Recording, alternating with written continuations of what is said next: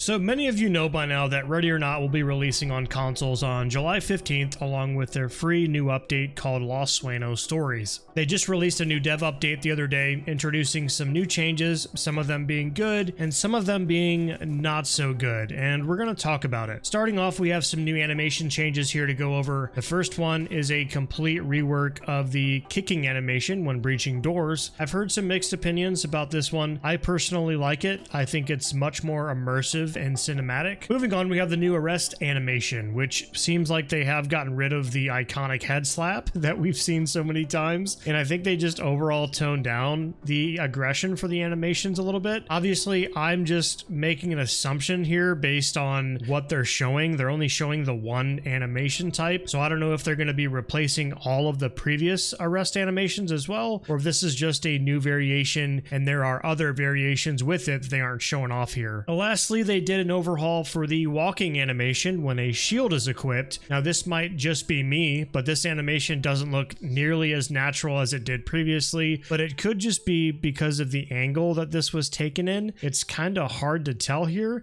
and it could just be me, but it doesn't really look that natural.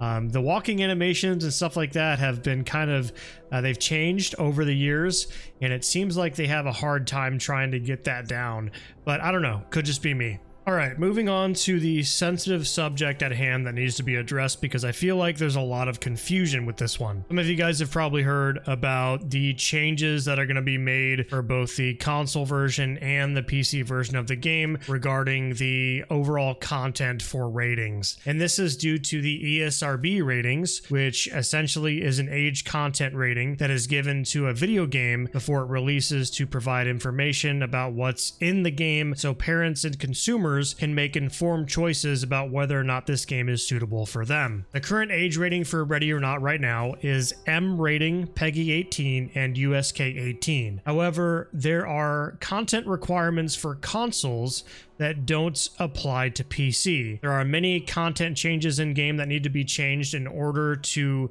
meet this rating that they need for the console version to be released. Otherwise, Ready or Not would be classified as an adult rating, and this is obviously not good because they won't be making as many sales. Unfortunately, a portion of these changes will occur on the PC version as well. Now, I believe I'm explaining this correctly. If not, I apologize. Please let me know down in the comments. Either way, the developer give us clear info on what will be getting changed, and it seems like it's not going to be as bad as what it could be. Dismemberment and gore will be getting a slight change. Shooting an enemy will still trigger the same gore effects that we had before. However, when the enemy is already incapacitated or dead, you cannot continue to dismember their body while they are on the ground.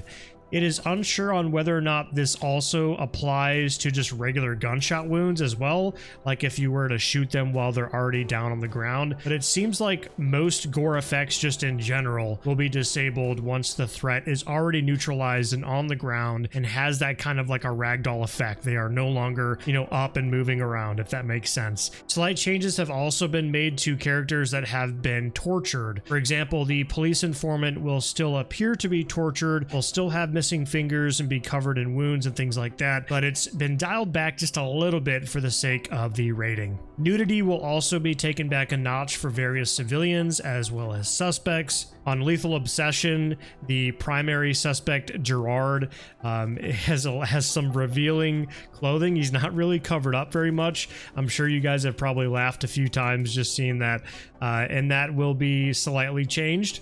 There's also been some animation changes to the child on Twisted Nerve. Instead of her being in some sort of shock, coughing up blood, she will now be seen unconscious in the new version. Not everything will need to be changed on both platforms. For example, on the streamer mission on Michael's computer screen, there's messages being written back and forth, which include somewhat of some explicit content that will be censored on the console version, but will remain the same on the PC version. This is because because they are easily able to swap textures for the sake of fixing these type of content issues. However, when it comes to changing entire assets, like adding clothing to a character model, this is less feasible and forces them to do this for both platforms. And adding on to that a little bit, I'm sure there's people that are probably saying, well, why not just maintain multiple versions of the game with different assets to appease the PC player base? And the developers actually do go into this a little bit in the newsletter. They say that one of the main reasons for choosing against multiple versions is due to crossplay. With the console release, there will be crossplay, so PC and console can play together, and the game content must be equal or nearly equal for multiplayer to work on cross-platform. Having different versions of assets will affect multiplayer, and the other reason is having multiple versions and keeping up with the changes over time could increase the likelihood of bugs in future updates, and this also could present additional challenges for the dev team to continue updating the game across two versions over time.